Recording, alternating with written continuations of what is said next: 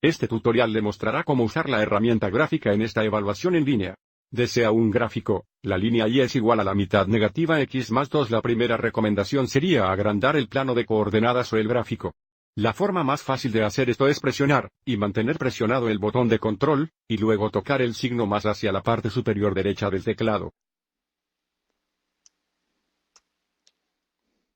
Ahora, con el gráfico para el plano de coordenadas ampliado, será más fácil graficar la línea. Bueno, primero selecciona la herramienta de línea. Aquí. Y luego graficaremos esta línea trazando primero la intersección en Y.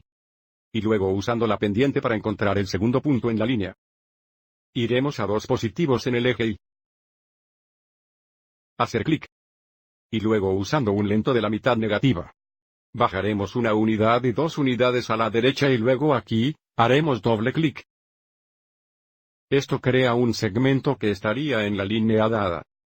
Entonces, ahora necesitamos extender los puntos finales de la línea a los bordes del plano de coordenadas. Entonces, movemos el lápiz a uno de los puntos finales. Cambiará esta herramienta de flecha.